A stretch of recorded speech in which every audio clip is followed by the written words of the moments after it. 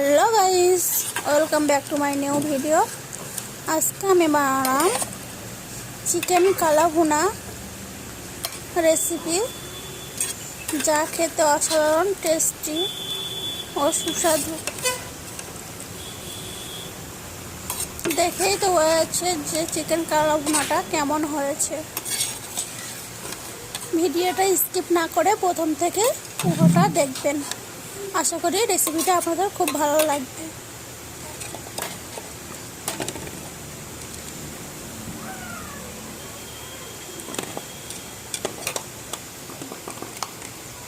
বেশি না দেরি করে রেসিপিটা এবার শুরু করা যাক।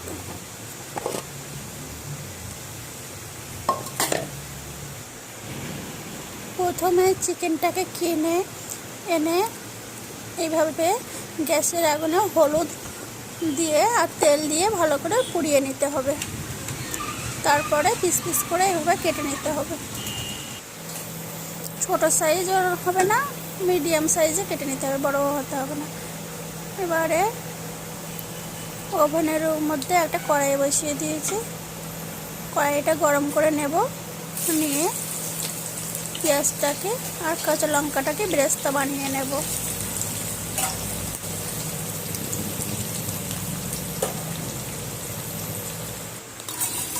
পেঁয়াজ কাঁচা লঙ্কার বেরেস্তা বানানো হয়ে গেছে। এটাকে নামিয়ে নেব। নিয়ে ওই চিকেনের মধ্যে 2 টেবিল চামচ পরিমাণ লঙ্কা গুঁড়ো দিয়েছি, 1 চামচ পরিমাণ হলুদ গুঁড়ো, স্বাদ অনুযায়ী লবণ, ধনিয়া গুঁড়ো 1 চামচ পরিমাণ, গরম মশলা গুঁড়ো 1 চামচ পরিমাণ, 2 চামচ পরিমাণ আদা রসুন পেস্ট।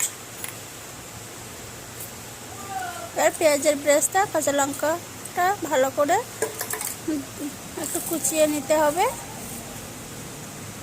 নিয়ে এবারে যে তেলটা ভাজা ছিল ওই তেলগুলো সব দিয়ে দিতে হবে। দিয়ে হাতের সাহায্যে ম্যারিনেট করে নিতে হবে, ভালো করে মাখিয়ে নিয়ে। বেশ সময় ধরে ভালো করে মাখাতে হবে, যাতে সব কিছু মশলা মাংসের মধ্যে ঢুকে যায়।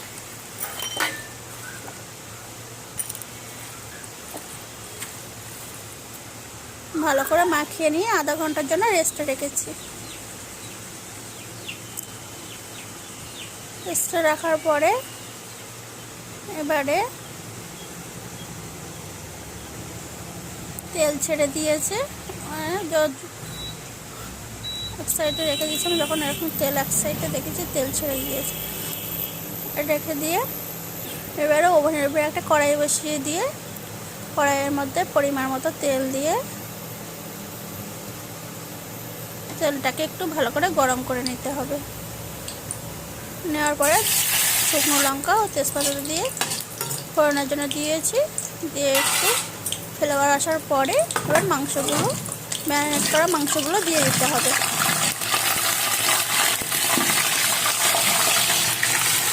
আমি এই মাংসতে টোটালি জল ব্যবহার করব না।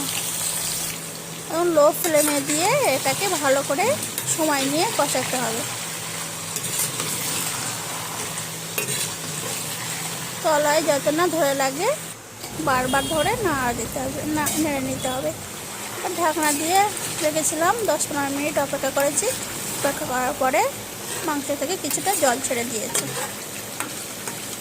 লো ফ্লেমে দিয়ে অবশ্যই এটা রান্না করবেন, তারপরে চিকেন কালা ভুনাটা খুব দারুণ টেস্ট আসবে ও কালারটাও সুন্দর আসবে।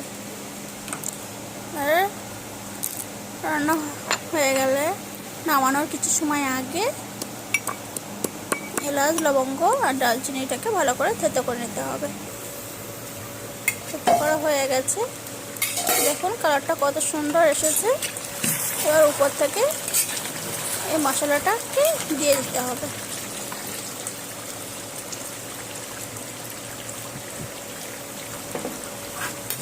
দিয়ে আবার একটু নেড়ে চেড়ে নিয়ে আবার 5 মিনিট ঢাকনা দিয়ে ঢেকে রাখতে হবে। অবশ্যই ওটা লো ফ্লেমে রাখবেন।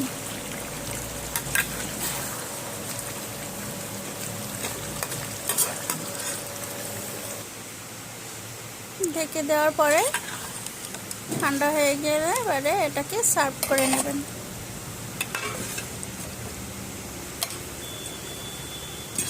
যদি এই রেসিপিটা আপনাদের ভালো লেগে থাকে তাহলে আমার চ্যানেলটিকে আপনারা সাবস্ক্রাইব করবেন এবং কমেন্টে জানাবেন রেসিপিটা কেমন হয়েছে খেতে বা দেখতে কেমন হয়েছে রেসিপিটা। আপনারা অবশ্যই এইভাবে বাড়িতে ট্রাই করে দেখবেন একবার, কতটা সুস্বাদু ও টেস্টি হয়।